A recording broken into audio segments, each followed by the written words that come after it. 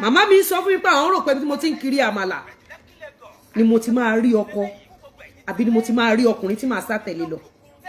Ẹ lọ béèrè mi ní Fágbà, mo ṣe ọmọ ọ̀dọ̀ alámàlà ní Fágbà, mi ò sá tẹ̀lé ọkùnrin lọ. Nígbà tó tó àsìkò tí mo fẹ́ jábàálé gẹ́gẹ́ bí ọmọbìnrin, mo make sure pé ọmọ olówó ni mo lóyún fún. Mo make sure pé ọmọ tó ní address ni mo lóyún fún, ni mo gbà láyè kó jábàálé mi. Mo make sure pé ọmọ ènìyàn pàtàkì tó ṣe ń nàka sí, torí pé ojú ń pọ́n ìyá mi ò lóyún fún mechanic. Mi ò ní mechanic ò kì í ṣe èèyàn, don't get me wrong, but I have a target. Gẹ́gẹ́ bí ọmọ ìyá tó ń tàmàlà, I have a target. Mi ò lóyún fún bíríkìlà, mi ò lóyún fọ́lọ́kadà. Ọgbà mechanic ni mò ń sùn sí tí mo ti ń ṣe ọmọ ọ̀dọ̀ alámàlà. Mi ò gbà wọ́n láyè kán jábàálé mi.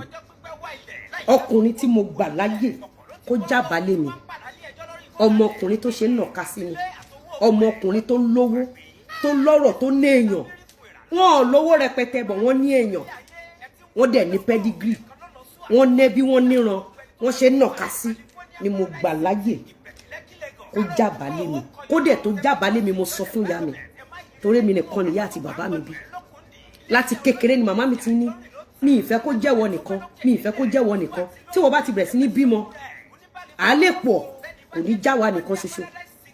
Mo pè ìyá mi jókòó, ìyá mi lọ́wọ́ sí. Mi ò jẹ́ kán gbà bálé ló bò mi lẹ́yìn ìyá tó bí mi lọ́mọ. Màmá mi wò mí títí.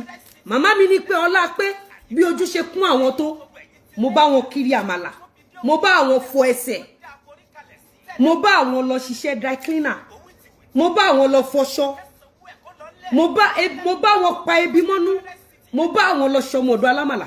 Màmá mi ní tí ayé bá ń jẹ́ ayé, tó bá jẹ́ pé tòótọ́ lọ́run wà, màmá mi ní màá rí ẹgbẹgbẹ̀rún èèyàn sìn mí.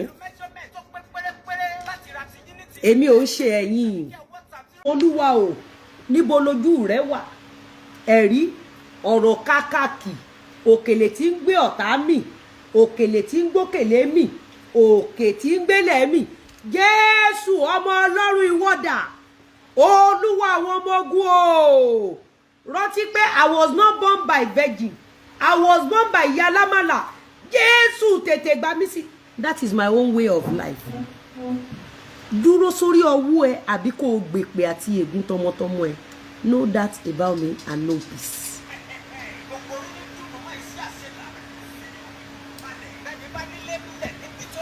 Am I communicating? This is me. Àwọn ẹ̀sà bọ́ọ̀dù tó pa Jésù. Àwọn tó pa àwọn bí irú Ìyábọ̀ Òjó tó lọ ń fẹjọ́ Jésù sùn kiri níbi tí Jésù ti ń ṣe mírèkù tó ti ń fi àkàrà kan bọ́ igba èèyàn. Àwọn Ìyábọ̀ Òjó tó wà ńgbà ayé Jésù. Jésù pa wọ́n sí fíìmù, kò fáwọn lówó o. Ẹgbèjà wọn o. Ojú afọ́jú táwọn fọ́ ṣó yẹ kí Jésù là.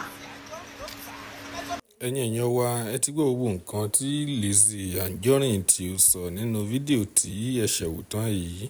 Kí ni ẹ lérò nípa fídíò yìí? Nǹkan tí ẹ bá lérò, ẹ tẹ̀ sí comment section ká lè sọ̀rọ̀ nípa rẹ̀.